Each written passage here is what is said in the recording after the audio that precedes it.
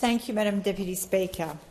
In respect to this bill, there is a particular schedule that I want to focus on, and that is Schedule 7. Schedule 7 extends the $20,000 instant asset write-off for small businesses to June 2026. So what we're seeing is, again, this eking out, drip feeding to small business the support they so desperately need year to year to year, rather than finally making this permanent, giving small business some certainty so that they can manage their cash flow and their commitments, knowing that something has been legislated, and not what we've seen in the last term of government and now again, this constant uncertainty.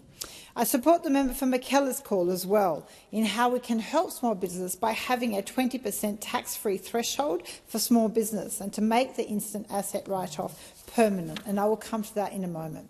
The instant asset write-off extension is welcome, but again, it is too low and the government needs to provide certainty by ensuring that it be permanent. I'll be introducing an amendment at consideration in detail in the third reading to make it permanent and extend it to a level that actually reflects the needs of small businesses and makes it meaningful to assist them with their investment within their small businesses and their assets. We need to also ensure that we're incentivising small businesses to become more effective and efficient, to reduce waste, and so linking or also requiring energy efficiency and waste reduction of small business is an important part of this puzzle. Now, we know small businesses are the lifeblood of so many communities, and Warringah is the same. Recently, I've had the pleasure of meeting with local small businesses across Manly to discuss the staffing and other regulatory changes that they are facing. Our local businesses are facing the perfect storm, grappling with higher costs, tight margins and slowing consumer demand, alongside an inability to find workers to fill key roles. Whether it's a chef, waitress, landscaper, childcare worker, bus drivers, across so many industries and sectors, businesses are struggling. The growing shortage of skilled workers is hurting our local businesses' ability to grow and serve the community. And this is not just being felt in Warringah. It's felt all across Australia, but even more acutely in regional communities where small businesses drive local economies and the pool of available labour is even smaller. And so you would think that they would come in this place or in the media and champion support for more skilled immigration and more workers to come in and support small businesses. But no, in fact, quite the opposite. What small businesses have raised with me is really concerns around the complexity and cost of the current visa process, the complexity of the tax systems for small businesses, and the burden of successive legislation that's been passed by the Albanese government. Our skilled worker visas can take up to 8 months to process, which is far too long for a small business trying to meet immediate demand and fill a role.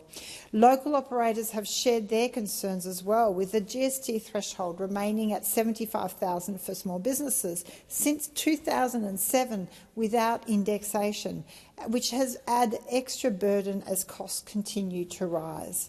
That compliance cost is something that continually small businesses raise. So whilst this amendment to try and make again for 1 year this small instant asset write-off is good, the government seems to be just completely deaf to the concerns that small businesses have and their continued challenge when it comes to meeting the administrative burden but also the additional costs.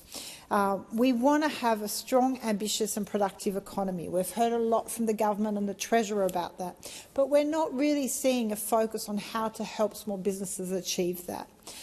We need companies to be able to invest and innovate, companies of all size, but too often the ear of government is only for big business. They have that scale and ability to deal that small and medium businesses do not. And so it was disappointing that there wasn't, in fact, a bigger focus on the Treasurer's Productivity Roundtable on how we're actually going to support small and medium businesses innovate and invest. And I would say respectfully, the instant asset write-off levelled at $20,000 is just not going to do it. It doesn't cut it.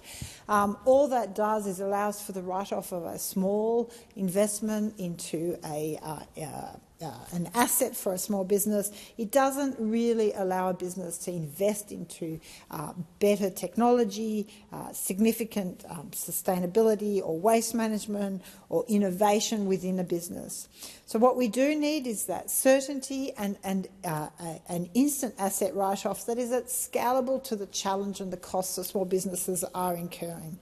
If we want a strong and ambitious and productive economy where companies and small businesses are encouraged to invest and innovate, then we need to provide certainty and fairness and a regulatory framework that assists us, not shifting goalposts.